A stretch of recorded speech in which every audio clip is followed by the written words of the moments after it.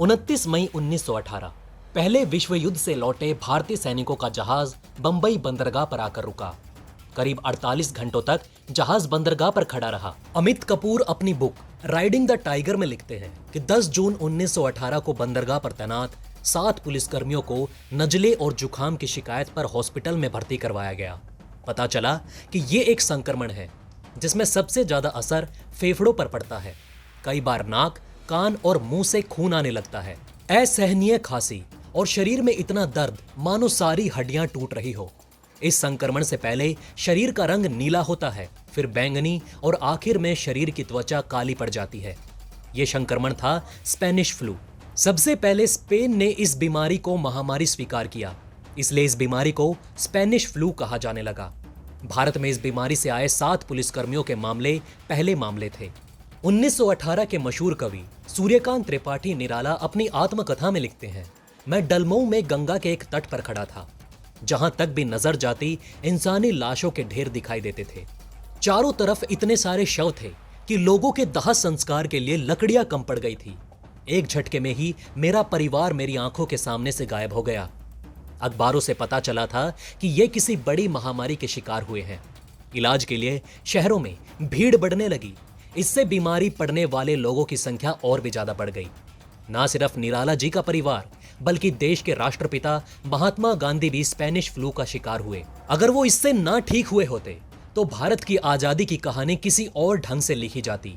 लेकिन उन्होंने भी अपने परिवार के सदस्य बहू गुलाबो और पोते शांति को खो दिया था। माना जाता है कि मशहूर उपन्यासकार प्रेमचंद भी इस बीमारी से संक्रमित हुए थे। इस महामारी से 1 करोड़ 80 लाख भारतीयों ने अपनी जान गंवाई थी, जो उस समय की आबादी का 6% था। जब यह बीमारी भारत में पहुंची तब तक पूरी दुनिया इसका शिकार हो चुकी थी।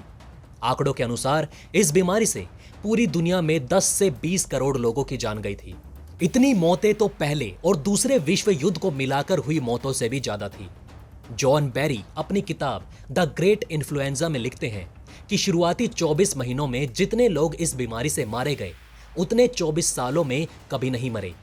13वीं शताब्दी में आई ब्यूबोनिक पेंडेमिक से यूरोप में 25% आबादी जरूर मारी गई थी, लेकिन उस टाइम भी इतना बड़ा संहार नहीं हुआ था जितना स्पेनिश फ्लू की दहशत से हुआ। वहीं अमेरिका के बारे में बताते हुए जॉन बेरी लिखते हैं कि 10,500 की आबादी वाले देश अमेरिका में इस बीमारी से 6,75,000 लोग मारे गए थे। अमेरिका में फिलाडेल्फिया शहर में हालात इतने बदतर थे कि पादरी घर घर जाकर किसी कबाड़ी वाले की तरह आवाज लगाते और कहते कि अपना दरवाजा खोलकर शवों को उनके हवाले कर दें ताकि उनके लिए अंतिम प्रार्थना की जा सके और शवों को दफनाया जाए। भारत में इस बीमारी के फैलाने में सबसे ज्यादा दोष था ट्रेनों का। जॉन बेरी अपनी बुक में भारत का ब्यौरा देते हुए लिखते हैं कि उस समय जो लोग ट्रेन से यात्रा कर रहे थे वो अपने डेस्टिनेशन तक पहुंचने तक या तो मर चुके होते थे या अपने अंतिम क्षण गिन रहे होते थे। बंबई से चलने वाली ट्रेनों ने इस बीमारी को कश्मीर से लेकर बंगाल के गांव तक पहुंचा दिया। बंबई में 6 अक्टूबर 1918 को 778 लोगों की एक दिन में मौत हुई थी। दिल्ली में एक दिन में 13,190 लोग स्पेनिश फ्लू से संक्रमित होकर भर्ती किए गए थे, जिनमें से 7,044 लोगों की मौत हो चुकी थी।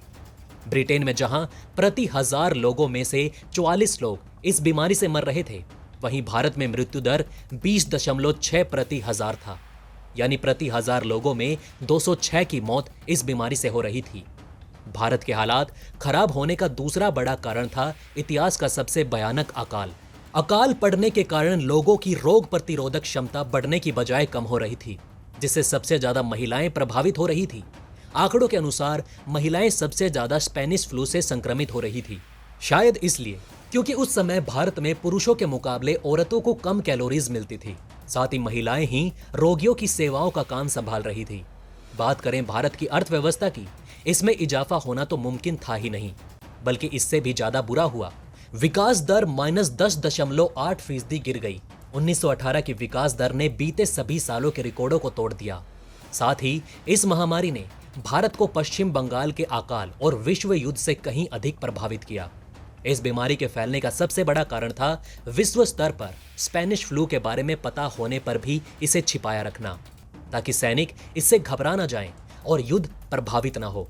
नतीजा युद्ध में जीत की लालसा ने आम लोगों की जिंदगियां छीन ली। तो दोस्तों, स्पेनिश फ्लू के बारे में आपकी क्या राय है?